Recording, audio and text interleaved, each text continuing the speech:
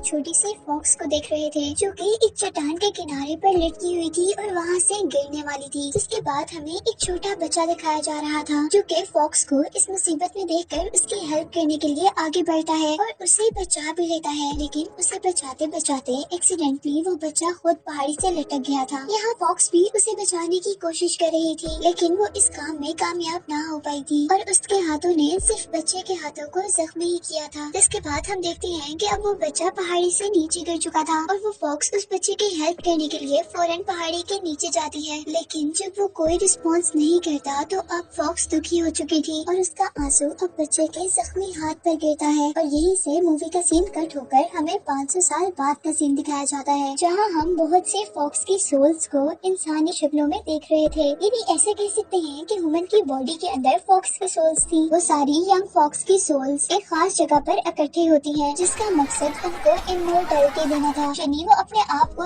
ऐसा बनाना चाहते थे कि कभी भी मौत उन तक ना आए, यानी वो कभी ना मरे। और अब यहाँ पर हम एक और फॉक्स सोल को देख रहे थे जिसके पास टिकट नहीं थी, इसीलिए वो टेम्पल के अंदर नहीं जा सकता था। उसके अंदर न जाने की वजह से जहाँ वो भी उदास था वहीं उसके दोस्त भी उसका मजाक उड़ा रहे थे क्योंकि उनको लगता था कि वो कोई भी काम नहीं कर सकता। और अब यहाँ पर एंट्री होती है 9 टेल फॉक्स की जो कि कुछ ही देर में एक ओल्ड मैन में ट्रांसफॉर्म हो चुका था और वही उन फॉक्स सोल्स के ट्राइब का चीफ था। चीफ इन सारी फॉक्स को बता रहे थे कि फॉक्स सोल्स को पावरफुल होने के लिए और इमोर्टल होने के लिए एक खास ऑब्जेक्ट की जरूरत होती है जिसे एलेक्सर ऑफ सोल्स कहते हैं जो कि उनकी ह्यूमन बॉडीज के अंदर पाया जाता है। वो लोग अब अपना रिचुअल परफॉर्म करना शुरू करते हैं और बहुत सी फॉक्स टेल्स के पास उनकी ह्यूमन बॉडी के अंदर से उन्हें ब्लैक एलेक्सर मिलता है, यानी वो चीज जो उन्हें पावर देगी। लेकिन ब्लैक एलेक्सर उनके किसी काम का नहीं था, जबकि उनमें से एक लड़की जिसका नाम अजी है उसे रेड एलेक्सर मिलता है जिससे वो 5 टेल फॉक्स में चेंज हो चुकी थी, यानी अब वो बहुत ज्यादा पावरफुल हो चुकी थी। और ओल्ड मैन अब उन सबको बता रहे थे कि नेक्स्ट मंथ एक ऐसा दिन आएगा जिस दिन तुम लोग व्हाइट एलेक्सर को पा सकोगे, जिसको पाते ही फॉक्स 9 टेल फॉक्स में ट्रांसफॉर्म हो जाती है और 9 टेल फॉक्स को सबसे स्ट्रॉन्गेस्ट फॉक्स माना जाता था। इसी के साथ वो ओल्ड मैन ये भी बताता है कि वो व्हाइट एलेक्सर हजारों साल बाद एक मर्तबा किसी को मिलता है जिससे वो 9 टेल फॉक्स में ट्रांसफॉर्म होते हैं। जिसके बाद हम वहाँ पर सारी फॉक्स सोल्स को एक बहुत पावरफुल स्टोन के आगे देख रहे थे और इस स्टोन ने असल में उन्हें उनके मिशन देने थे। इधर ही हम दोबारा उस फॉक्स सोल को देख रहे थे जिसके पास इस टेम्पल में आने की टिकट नहीं थी, पर वो किसी न किसी तरह इस टेम्पल में पहुंच गया था और वो भी अब उस मैजिकल स्टोन के आगे अपना हाथ करता है ताकि उसे भी कोई मिशन असाइन किया जाए। चाहे उसके हाथ पर बाकी स्टूडेंट्स की तरह पूरी बात नहीं लिखी गई थी, लेकिन फिर भी वो इस बात पर खुश कि चलो कुछ तो लिखा गया है। और अब सेरेमनी के बाद चीफ उसे एक साइड पर लेकर जाते हैं। वो उसे कहते हैं कि तुम्हारे हाथ पर जो लिखा गया है तुम्हें पता है कि उसका मतलब क्या है। इस बात का वो जवाब देता है कि नहीं, मुझे कुछ नहीं पता। और वो उससे कहते हैं कि तुम नेक्स्ट मंथ 9 टेल फॉक्स बन सकते हो। जो बात सुनकर वो बहुत ज्यादा खुश हो गया था, लेकिन ये खुशी उसकी चंद सेकंड की ही थी जब चीफ उसे बताता है कि वो मजाक कर रहा है, जबकि उसके हाथ पर जो लिखा गया था उसका ये मकसद बिल्कुल भी नहीं था। चीफ उसे बताते हैं कि उसे कभी भी कोई एलेक्सर नहीं मिल सकता, जिसका मतलब है वो कभी भी इमोर्टल नहीं हो सकता और ना ही उसके पास किसी किस्म की पावर्स आ सकती हैं। और साथ ही चीफ उसे ये भी कहते हैं कि अगर तुम अपनी असल शक्ल में वापस नहीं आना चाहते तो तुम्हें अपना बहुत ख्याल रखना होगा। और अब उसे इस काम के लिए चीफ एक नाइफ भी देते हैं, जिसको लेने के बाद अब 13 यानी ये फॉक्स सोल अपना एलेक्सर ढूंढने चला जाता है और जाते जाते वो चीफ से उनका खास स्टोन भी चुरा कर ले गया था। और उसके जाने के बाद अब चीफ उसके लिए बहुत ज्यादा परेशान थे क्योंकि उन्होंने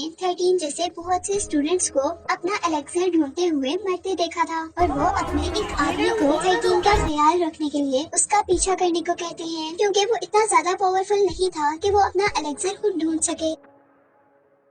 जिसके बाद हमें दोबारा 13 को एक होटल पर दिखाया जा रहा था। वो यहाँ एक गांव में था जहाँ पर एक आदमी जिसका नाम जीजिन है वो एक आदमी को ढूंढते हुए नजर आता है। वो सब लोगों को उस आदमी का स्केच दिखाकर उसके बारे में पता कर रहा था और ऐसा ही करते करते जीजिन 13 के पास पहुँचता है, लेकिन 13 क्योंकि खाना खा रहा था इसलिए उसने उस आदमी को पूरी तरह इग्नोर कर दिया था। और जैसे ही वो आदमी 13 से दूर जाता है तो वो मैजिकल स्टोन जो वो चीफ से चुरा कर लाया था वो 13 को बताता है कि उसका एलेक्सर यही कहीं करीब ही है और 13 अब अपना खाना छोड़कर उसकी तलाश शुरू कर देता है। अब वो एक प्रीस्ट के पास पहुंचता है। वो ओल्ड प्रीस्ट लोगों का इलाज कर रहा था और इस काम के लिए वो अपनी पेंटिंग्स के अंदर डीमंस को कैच करता था और उनका ब्लड निकाल कर वो लोगों को ठीक किया करता था, जिस तरह अभी उसने एक बच्चे को ठीक किया था। और यहाँ ये देखते हुए 13 को दोबारा जाइचिन मिलता है, जो कि पहले भी उसी होटल में मिल चुका था। 13 जैसे ही पीछे मुँह करता है तो जाइचिन के डोंकी से डर जाता है, जिसकी वजह से उसे अब गुस्सा आ गया था, इसीलिए उसने डोंकी को अपना पाँव मारा था। लेकिन इस काम से डोंकी को भी गुस्सा आ गया था। वो पीछे से जाकर 13 पर अटैक करता है और उसे हवा में उड़ाते हुए अपने ऊपर बिठाकर वो उसे वहाँ से लेकर चलता है, क्योंकि डोंकी अब 13 को सबक सिखाना चाहता था और उनकी इस लड़ाई के अंदर पूरा गांव जैसे तबाह हो रहा था। जाइचिन अपने डोंकी का पीछा कर उसे रोकने की कोशिश कर रहा था और यहाँ हमें दिखाया जाता है कि वो ओल्ड प्रीस्ट चुपके से जाइचिन पर एक मैजिक करता है, जो मैजिक उसकी प्रोटेक्शन करेगा। जबकि जंगल के दरमियान में अब हम 13 को देख रहे थे, जहाँ डोंकी ने 13 को वहाँ पर गिरा दिया था और खुद वहाँ से भाग गया था। अब उतने में यहाँ पर जाइचिन आता है। वो 13 से रिक्वेस्ट करता है कि वो उसे उसका डोंकी वापस कर दे, लेकिन 13 के पास तो असल में डोंकी था ही नहीं, इसलिए वो जाइचिन से बचकर वहाँ से भाग जाता है और अब जाइचिन भी उसका पीछा कर रहा था। अब बहुत देर भागने के बाद वो जंगल के बिल्कुल दरमियान में आ चुके थे और दोनों ही बहुत ज्यादा थक चुके थे। वो लोग वहाँ पर बैठकर कुछ देर सांस लेते हैं और अपने पीछे देखते हैं, जहाँ पर उन्हें एक टेम्पल नजर आया था और यहाँ पर आकर अब उस मैजिकल स्टोन ने 13 को बताया था कि जाइचिन ही वो आदमी है जो उसे उसका एलेक्सर दिलवा सकता है। और साथ ही उसे ये भी पता चला था कि जाइचिन गवर्नमेंट जॉब के लिए एक एग्जाम देने वाला है, इसीलिए वो जाइचिन के साथ अब अच्छा बर्ताव करना शुरू कर देता है और उसे प्रॉमिस करता है कि वो सही सलामत उसे शहर ले जाएगा। जिसके बाद जाइचिन 13 को बता रहा था कि वो आदमी जो इस पेंटिंग में है, जिसको मैं तलाश कर रहा हूँ, वो असल में मेरा बड़ा भाई है और ये डोंकी भी मेरे बड़े भाई का ही है और असल में वो भी यही एग्जाम देने के लिए आए थे। इसके बाद हम रात में 13 को देखते हैं कि वो जाइचिन को मारने वाला था, लेकिन तभी वहाँ पर वो आदमी आता है जिस आदमी को फॉक्स सोल्स के चीफ ने 13 का ध्यान रखने का काम दिया था। वो आदमी उसे जाइचिन को मारने से मना करता है। वो कहता है कि उसको मारने से अच्छा तुम उसे एक ऐसी जगह पर ले जाओ जहाँ पर उसे कोई उम्मीद ना हो बचने की और वो बहुत ज्यादा डर जाए। और अब नेक्स्ट डे हम उस जगह पर एक डंकी को देख रहे थे, जहाँ पर 13 और जाइचिन ने स्टे किया था। असल में वो भी डंकी नहीं था, वो तो असल में 13 का गार्ड था, लेकिन उसे देखते ही जाइचिन बहुत ज्यादा खुश हो चुका था और इस डंकी के मिलने के बाद वो दोनों मिलकर शहर के लिए सफर शुरू करते हैं और अनएक्सपेक्टेडली वो दोनों बहुत अच्छे दोस्त बन चुके थे। फिर काफी सफर तय करने के बाद वो एक ऐसी जगह में पहुंचते हैं जहाँ पर बहुत से स्कॉलर्स उस जॉब की तैयारी कर रहे थे, जिस जॉब की तैयारी जाइचिन भी कर रहा था। इस एकेडमी में पहुंचकर वो लोग एक रात वहीं रहने का डिसाइड करते हैं और रात में जाइचिन को यहाँ पर एक फ्रॉग दिखता है, जो कि हर जंप पर जमीन पर गोल छोड़ रहा था। उसे देखते ही 13 को अब लालच आ गई थी और वो उसका तब तक पीछा करता है जब तक वो फ्रॉग उसे इस एकेडमी के ओनर तक नहीं ले आता। उस एकेडमी का ओनर एक पूल के पास बैठा हुआ था और अचानक उस मोड़ में से फ्रॉग की टांग निकलकर 13 पर अटैक कर देती है और उसे अपने साथ पानी में खींच लेती है। जबकि यहाँ पर हम जाइचिन को भी देख रहे थे, जिसका सामना अब एक बहुत बड़े फ्रॉग से हुआ था। वो उससे किसी न किसी तरह बचने की कोशिश कर रहा था कि तभी यहाँ पर उसकी हेल्प करने के लिए 13 भी आ जाता है और किसी न किसी तरह वो जैसे ही फ्रॉग की टांग से बचते हैं तो फ्रॉग अब उनके ऊपर अपनी फूंक से अटैक करता है, जिसकी वजह से वो लोग तूफान की तरह उड़ते हुए दूर जाकर गिरे थे। वो लोग उस फ्रॉग से छुपते छुपते एक जगह पर आ जाते हैं, लेकिन वो ज्यादा देर फ्रॉग से ना बच पाए थे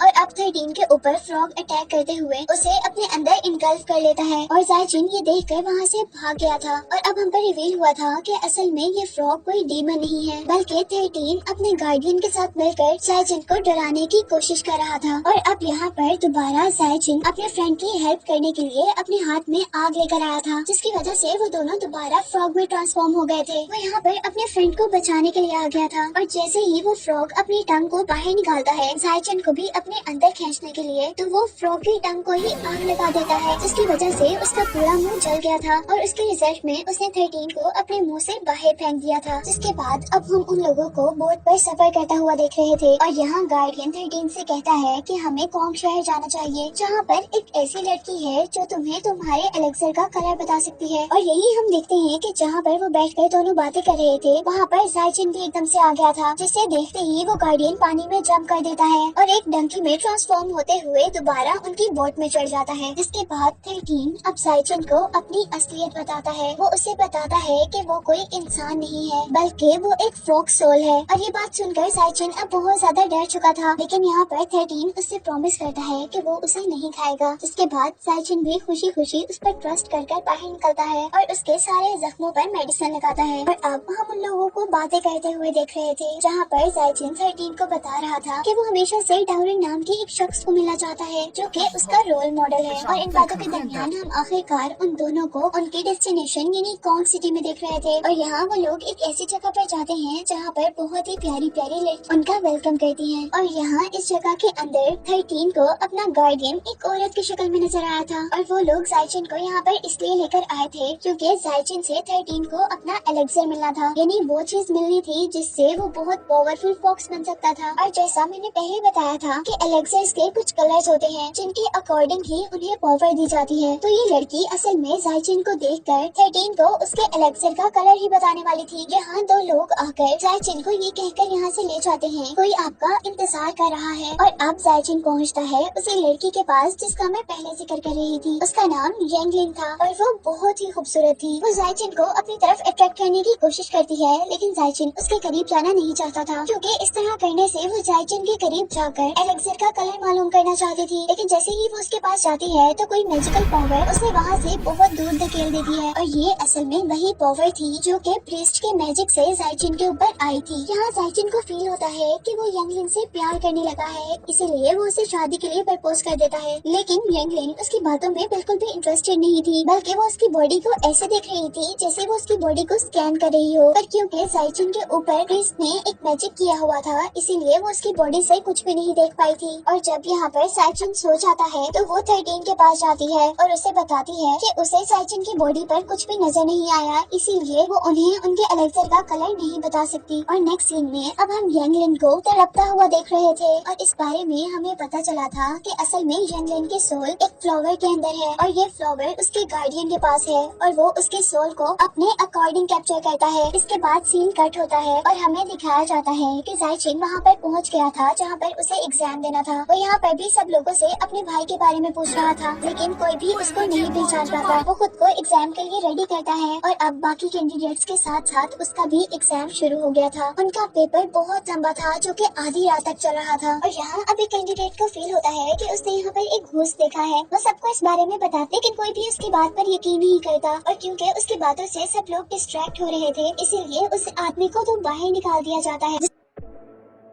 इसके बाद हमें यहाँ पर यांगलिन को दिखाया जाता है, यानी वही लड़की जो 13 को उसके एलेक्सर का कलर बताने वाली थी। वो एक ही झटके में 13 की बॉडी से उसके सोल को अलहदा करती है। वो 13 को बता रही थी कि उस स्टूडेंट के कहने के अकॉर्डिंग यहाँ पर असल में एक घोस्ट था और उस घोस्ट ने यहाँ पर बहुत से स्टूडेंट्स की सोल्स को कैप्चर कर लिया है और उन स्टूडेंट्स के अंदर जाइचिन भी है। यांगलिन 13 से कह रही थी कि ये सबसे बेस्ट टाइम है जिस टाइम में तुम्हें एलेक्सर मिल सकता है। वो कहती है कि क्योंकि जाइचिन की बॉडी में उसकी सोल भी नहीं है, इसलिए तुम आसानी से जाइचिन को मारकर उसकी बॉडी से अपना एलेक्सर निकाल सकते हो। और अब यहाँ पर हमें जाइचिन को दिखाया जा रहा था जिसको घोस्ट की शक्ल में उसका भाई मिला था। लेकिन इससे पहले कि वो अपने भाई से कुछ कह पाता, उसका भाई एक इवल घोस्ट में चेंज हो जाता है। और यहाँ पर अब जाइचिन की हेल्प करने के लिए उसका फ्रेंड 13 आया था। हालांकि 13 जाइचिन को अपने एलेक्सर के लिए मार भी सकता था, लेकिन क्योंकि 13 दिल का बिल्कुल भी बुरा नहीं था और वो अपनी दोस्ती को भी बचाना चाहता था, इसीलिए वो अब जाइचिन की हेल्प कर रहा था उसे मारने के बजाय। लेकिन 13 की इस हेल्प से जाइचिन का कोई फायदा नहीं होता और वो दोनों ही एक अजीबोगरीब ट्रैप में फंस जाते हैं। और इस ट्रैप के अंदर अब जाइचिन को कहीं दूर लेकर जाया जा रहा था, जबकि जाइचिन के भाई के बारे में हमें पता चला था कि ये एग्जाम जो कि जाइचिन भी देने आया था और हमें मूवी में पहले भी बताया जा रहा था कि जाइचिन का भाई भी इसी एग्जाम की तैयारी कर रहा था और इसी एग्जाम को देते हुए वो इसी एग्जामिनेशन रूम में ही मर गया था। इसी वजह से वो यहाँ पर एक इवल घोस्ट में चेंज हो गया था। यहाँ पर 13 पर एक और इवल स्पिरिट अटैक कर देती है, जबकि जाइचिन की सोल जाइचिन का अपना भाई एब्जॉर्ब करने लगा था। लेकिन यहाँ अचानक एक मैजिक होता है और जाइचिन के भाई को अपना पास्ट याद आ जाता है और उसी पास्ट को देखने की वजह से उसने अपने भाई को भी पहचान लिया था और वो अब उसे छोड़ चुका था। जिसके बाद अब हम देखते हैं कि 13 और जाइचिन की सोल्स उनकी बॉडी में वापस आ चुकी थी। और यहाँ पर जाइचिन 13 से कहता है कि अब तुमने मुझसे झूठ नहीं बोला। वो पूछता है कि बताओ क्या तुम मेरे पीछे एलेक्सर के लिए आए हो। और इसी के साथ जाइजिन कहता है कि अगर तुम इसके लिए आए हो तो ठीक है, मैं तुम्हें अपनी जान कुर्बान कर कर एलेक्सर देने के लिए तैयार हूँ। लेकिन अब 13 को ये नहीं चाहिए था, बल्कि 13 यंगलिन को फ्री करना चाहता था। और यहाँ हम पर यंगलिन की असल सच्चाई रिवील होती है और हमें पता चला था कि वो एक लड़की बहुत ही खूबसूरत घोस्ट है और घोस्ट बनने से पहले वो लड़की एक ऑर्फन थी, यानी उसका इस दुनिया में कोई भी नहीं था। इसीलिए लोगों ने उसका बहुत गलत इस्तेमाल किया, जिसके नतीजे में उसने अपनी जिंदगी से तंग आकर अपने आप को ही खत्म कर लिया था। और मरने के बाद वो एक ऐसे घोस्ट में चेंज हो गई थी जो घोस्ट इंसानों का दिल खाया करते थे और अपनी ब्यूटी को प्रिजर्व करने के लिए यानी बरकरार रखने के लिए वो लोगों का ब्लड पिया करते थे। और अब यंगलिन की सच्चाई जानने के बाद जाइजिन 13 की हेल्प करने को मान जाता है, यानी अब वो यंगलिन को इन सब चीजों से फ्री करना चाहता था। इसीलिए वो यंगलिन के पास जाता है और उसे प्रपोज करता है। लेकिन यंगलिन यहाँ उसे अपनी वही सच्चाई बताती है जो सच्चाई उसके बारे में 13 ने जाइजिन को बताई थी। लेकिन जाइजिन अभी भी उससे शादी करना चाहता था और आखिरकार यंगलिन भी जाइजिन के साथ जाने पर तैयार हो जाती है और वो लोग भागकर एक ब्रिज तक आते हैं जहाँ पर 13 ऑलरेडी उनका इंतजार कर रहा था। लेकिन यंगलिन को यहाँ पर एक गलत फहमी हो गई थी और वो ये थी कि 13 अभी भी जाइजिन को मारना चाहता है, लेकिन ऐसा तो कुछ भी नहीं था। और अब वो जाइजिन को बचाने के लिए 13 पर अटैक कर देती है और यहाँ जाइजिन यंगलिन को 13 से बचाने की कोशिश करता है, जिसके साथ यहाँ पर एक और फॉक्स डेमन की एंट्री होती है, जिसने अपने साथी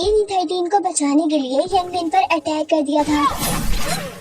जाइजिन जल्दी से 13 को छोड़कर यंगलिन तक आता है, लेकिन अब यंगलिन को बचाना बहुत मुश्किल था क्योंकि वो बिल्कुल मरने वाली थी। और मरते मरते यंगलिन जाइजिन को बताती है कि वो भी उसको उतना ही पसंद करती है जितना वो उसे करता था। जिसके बाद वो एक स्मोक बनकर गायब हो चुकी थी क्योंकि जाइजिन को अपनी जिंदगी में पहली बार कोई पसंद आया था। और साथ ही अब उसे इस बात का गुस्सा भी था कि हमेशा से 13 जाइजिन से झूठ बोलता आया था। और अब वो जाकर 13 पर अपना सारा गुस्सा निकाल देता है। उसकी बातें सुनकर अब 13 को भी सच में गिल्ट फील हो रहा था, इसीलिए वो भी अपने आप को मारने की कोशिश करता है। लेकिन इससे पहले कि वो अपने आप को मार पाता, उसके पीछे एक पेपर अपेयर होता है और अचानक से 13 उस पेपर के अंदर गायब हो जाता है। जिसके बाद हम पर रिवील हुआ था कि असल में वो पेपर मूवी के स्टार्ट में दिखाए जाने वाले फॉक्स ट्राइब के चीफ ने ही भेजा था ताकि वो 13 को बचा सके। और चीफ यहाँ पर 13 को बताते हैं जब ये फॉक्स पहाड़ी से गिरने लगी थी तो उसे बचाने वाला बच्चा असल में जाइजिन ही था। ये मूवी के स्टार्ट में दिखाए जाने वाले सीन की बात हो रही है जिसमें फॉक्स के तौर पर वहाँ पर 13 था और वो बच्चा जो फॉक्स को बचा रहा था वो असल में जाइजिन था। और चीफ अब उसे बताते हैं कि असल में जाइजिन की बॉडी के अंदर वाइट एलेक्सर जो कि 13 को बहुत पावरफुल बना सकता है। जिसके बाद हमें काफी अरसे बाद का सीन दिखाया जाता है जहाँ पर जाइजिन अब 13 को ढूंढ रहा था और आखिर वो अपनी काफी कोशिशों के बाद 13 को एक फॉरेस्ट में ढूंढ लेता है और उससे उस रात के लिए माफी मांगता है जिस रात उसने गुस्से में 13 को बहुत बुरी बातें कह दी थी। और अब जाइजिन 13 को पावरफुल करने के लिए उसे एलेक्सर देने के लिए अपने आप को कुर्बान कर देता है। और जैसे ही जाइजिन अपनी बॉडी के अंदर से एलेक्सर निकालता है तो असल में उस पर रिवील होता है कि उसके सामने 13 नहीं बल्कि 13 की शक्ल में 13 का वो गार्डियन था और वो 13 की शक्ल में असल में वो एलेक्सर लेने के लिए आया था क्योंकि उसे चीफ से पता चला था कि जाइजिन के पास व्हाइट एलेक्सर है और वो अब 13 से पहले वो एलेक्सर लेकर पावरफुल होना चाहता था। लेकिन उसके हाथ में जाते ही वो एलेक्सर ब्लैक हो जाता है, जिसके बारे में मैंने मूवी के स्टार्ट में भी बताया था कि ब्लैक एलेक्सर उनके किसी काम का नहीं होता। इसीलिए 13 का गार्डियन उस एलेक्सर को वहाँ फेंक कर वापिस चला जाता है। और जैसे ही ये सारा वाकया असल 13 को पता चलता है तो वो गुस्से में यहाँ तक पहुँचता है अपने फ्रेंड की जान का बदला लेने के लिए। और यहाँ आते ही वो अपने गार्डियन से लड़ने लग गया था, लेकिन क्योंकि 13 का गार्डियन एक 6 टेल फॉक्स था इसलिए वो 13 से ज्यादा पावरफुल था और उसने बहुत आसानी से 13 को मार गिराया था। अब मरते हुए 13 अपने फ्रेंड जाइजिन के बारे में ही सोच रहा था और सोचते सोचते उसका हाथ उस एलेक्सर तक लगता है जो कि जाइजिन की बॉडी से निकला था। और हैरत अंगेज तौर पर वो एलेक्सर अब व्हाइट एलेक्सर में चेंज हो जाता है, जिसकी वजह से शॉबर न सिर्फ जिंदा हुआ था बल्कि एक पावरफुल 9 टेल फॉक्स में चेंज भी हो गया था। और अब वो इस वक्त का सबसे पावरफुल फॉक्स बन चुका था। और अब जैसे ही वो अपने गार्डियन को जान से मारने वाला था तभी उसे जाइजिन का ख्याल आता है जो कि चाहता था कि 13 एक अच्छा फॉक्स बने और वो अब गार्डियन को जिंदा छोड़ देता है, जिसकी जिसके बाद यहीं से सीन कट होता है और हमें दोबारा जाइजन को दिखाया जा रहा था। यहाँ थोड़ी कंफ्यूजन ये है कि जाइजन तो पहले मर चुका था और वो वाकई में ही मर गया था, लेकिन उसके जिंदा होने के पीछे रीजन ये थी कि 13 ने अपनी सारी इमोर्टैलिटी जाइजन को जिंदा करने में लगा दी थी और अपने आप को एक छोटे से फॉक्स में चेंज कर दिया था, जिसके बाद से जाइजन और 13 की शक्ल में वो छोटा सा फॉक्स दोनों अब हमेशा मिलकर खुशी खुशी रह रहे थे। जबकि दूसरी तरफ अब हमें 13 के गार्डियन को दिखाया जा रहा था, जो कि एक पेपर में कैद हो गया था और हम पर रिवील हुआ था कि असल में एग्जामिनेशन हॉल में जो बहुत से स्टूडेंट्स की मौत हुई थी वो इसी फॉक्स डीमन की वजह से हुई थी, क्योंकि वो व्हाइट एलेक्सा लेना चाहता था, लेकिन क्योंकि उसकी सोल बुरी थी इसीलिए उसे कभी भी व्हाइट एलेक्सा नहीं मिल सकता था। जिसके बाद इस मूवी का कंक्लूजन ये निकला था कि बुराई की हमेशा हार होती है और अच्छे लोग 13 और जाइजन की तरह हमेशा खुश रहते हैं, जिसके साथ ये मूवी एंड हो जाती है।